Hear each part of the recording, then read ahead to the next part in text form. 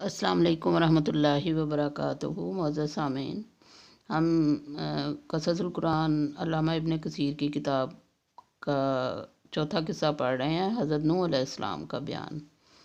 हज़रत नूह अलैहिस्सलाम का किस्सा ख़ासा तवील किस्सा है, तो उसमें आज का जो सबक है हमारा सबक नंबर 24 आज हम पढ़ेंगे इंशाअल्लाह। तो उसकी हेडिंग है वद की पूजा। वद की पूजा की इब्तिदा। ये उनके बुतों का बयान अब चल रहा है, जो उनके दौर में जिन बुतों की पूजा वो करते थे। अल्लामा इब्न कसीर फरमाते हैं, बिस्मिल्लाहिर्रहमानिर्रहीम। इब्न अबी हातिम ने अपनी सनद से ज़िक्र किया है कि अबुल मतर ने फरमाया कि लोगों ने अबू जाफ़र बाकर के यहाँ यजीद बिन अल-मुहल्लब का ज़िक्र किया और आप नमाज में मसरूफ़ थे। जब नमाज से फारिग हुए तो लोगों से सवाल किया कि तुमने यजीद बिन अल-मुहल्लब का ज़िक्र किया है। वो उस जगह कत्ल हुए हैं जहाँ से पहले गैरुल्लाह की इबादत की गई। फिर उन्होंने वद का ज़िक्र किया कि वो नेक और सालेह आदमी था और लोग इनसे बहुत मोहब्बत करते थे। तो लोग इनकी कब्र पर झुक पड़े और वहाँ गिरियाजारी शुरू कर दी। जब इब्लीस ने इन लोगों के गम और परेशानी का ये हाल देखा तो इंसानी शक्ल सूरत में इनके सामने आकर कहने लगा कि तुम इस शख्स पर इतनी आहोजारी कर रहे हो, क्या मैं तुम्हें इस जैसी इसकी एक तस्वीर ना बना दूँ? वो तुम्हारी मजलिस में रहेगी और इस तस्वीर की वजह से इसकी याद तुम्हारे जहनों में ज़िंदा रहेगी। लोगों ने कहा कि हाँ ठीक है। तो इब्लीस ने इनको एक तस्वीर बना दी और इस तस्वीर को इन लोगों ने अपनी मजलिस में रख दिया और इसकी याद में मशगूल रहे। जब इब्लीस ने देखा कि वो लोग इस तस्वीर के साथ ज़्यादा मगन रहने लगे हैं और दीवाना वार फरेफ्ता हैं, तो फिर इनसे कहा कि क्या मैं ये तस्वीर हर एक के लिए अलग अलग ना बना दूँ और वो हर एक के घर में रहेगी और इस तरह तुम इसको अच्छी तरह याद रख सकोगे। उन्होंने कहा हाँ। अब शैतान ने हर घर के लिए अलग अलग एक वद मूर्ति बना दी। इस तरह वो लोग इस नेक शख्स की याद में मसरूफ़ रहे और इनकी औलाद ये देखती रही। इस तरह नस्ल दर नस्ल ये सिलसिला चलता रहा। आखिरकार इनकी याद का सिलसिला ख़त्म हुआ और इनकी औलाद ने वद के बुत की परस्तिश शुरू कर दी। तो सबसे पहले अल्लाह के सिवा वद बुत की परस्तिश की गई। तो इस रवायत के मज़मून से मालूम हुआ कि मज़कूरा तमाम बुतों की किसी न किसी ने इबादत की है। हज़रत उम्मे सलमा और उम्मे हबीबा रज़ी अल्लाह ताला अन्हुमा ने हज़ूर अलैहिस्सलातु वस्सलाम की खिदमत में एक गिरजे का ज़िक्र किया जो उन्होंने हबशा के इलाका में देखा था। इस गिरजे का नाम मारिया था और इसकी खूबसूरती का तज़किरा भी किया और आप सल्लल्लाहु अलैहि वसल्लम से अर्ज़ किया कि इसमें बहुत सी तस्वीरें थीं।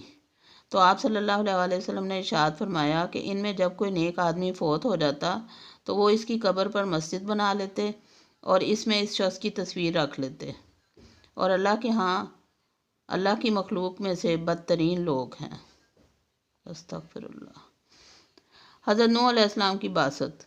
इस सारी तमहीद का मकसद ये है कि जब ज़मीन में फ़साद फैल गया और हर तरफ बुतों की पूजा आम हो गई तो अल्लाह ताला ने अपने बंदे हज़रत नूह अलैहिस्सलाम को रसूल बनाकर भेजा ताकि वो एक अल्लाह की इबादत की तरफ लोगों को बुलाएं और गैरुल्लाह की इबादत से रोकें। पहला रसूल।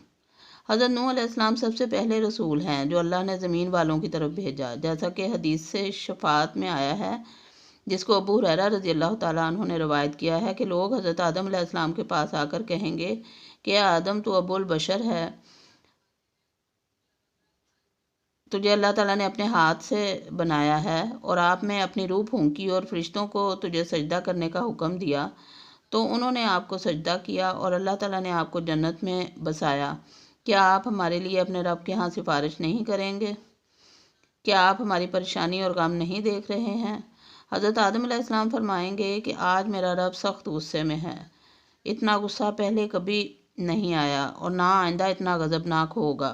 उसने मुझे एक दरख्त से रोका था और मैं नाफरमानी कर बैठा। मुझे तो अपनी फ़िक्र है, मेरे सिवा किसी और की तरफ जाओ, नूह की तरफ जाओ। तो लोग नूह अलैहिस्सलाम के पास आकर कहेंगे, ए नूह, तू ज़मीन वालों की तरफ पहला रसूल है और अल्लाह ने तेरा नाम अब्दुश-शकूर शुक्रगुजार बंदा रखा है। क्या आप हमारी कैफियत नहीं देख रहे और जिस मुसीबत और परेशानी में हम मुब्तला हैं आप इसका मुशाहिदा नहीं कर रहे? क्या आप हमारे लिए अपने रब से सिफारिश नहीं करेंगे? हज़रत नूह अलैहिस्सलाम फरमाएंगे کہ آج میرا رب اتنا غضبناک ہے کہ اس سے پہلے اتنا غضبناک نہیں ہوا اور نہ بعد میں اتنا غضبناک ہوگا۔ مجھے تو آج اپنی فکر ہے۔ جب اللہ تعالیٰ نے حضرت نوح علیہ السلام کو مبعوث فرمایا تو انہوں نے لوگوں کو ایک اللہ کی عبادت کی طرف بلایا اور ان کو کہا کہ اللہ تعالیٰ کی عبادت کے ساتھ کسی بت، مورتی، طاغوت اور شیطان کی عبادت نہ کریں۔ اللہ تعالیٰ کی توحید اور اس کے ایک ہونے کا اقرار کریں، اور یہ کہ اللہ کے سوا کوئی معبود نہیں ہے، اس کے سوا کوئی رب نہیں ہے، جیسا کہ اللہ تعالیٰ نے آپ کے بعد باقی دوسرے رسولوں کو بھی یہی حکم دیا، جیسا کہ اللہ تعالیٰ نے فرمایا وَجَعَلْنَا ذُرِّيَّتَهُ هُمُ الْبَاقِينَ، الصافات 77۔ اور حضرت نوح علیہ السلام اور حضرت ابراہیم علیہ السلام کے بارے میں فرمایا وَجَعَلْنَا فِي ذُرِّيَّتِهِ النُّبُوَّةَ وَالْكِتَابَ، مطلب یہ کہ ہم نے اس کی اولاد کو ہی باقی چھوڑا اور ان دونوں کی اولاد میں نبوت اور کتاب جاری کر دی۔ حضرت نوح علیہ السلام کے بعد ہر نبی اور رسول اس کی اولاد سے ہوا، اور ابراہیم علیہ السلام خود حضرت نوح علیہ السلام کی اولاد میں سے ہیں۔ ان کے بعد آنے والے نبی اور رسول حضرت ابراہیم علیہ السلام کی اولاد میں سے ہیں۔ وَمَا عَلَيْنَا إِلَّا الْبَلَاغُ۔ اللہ حافظ۔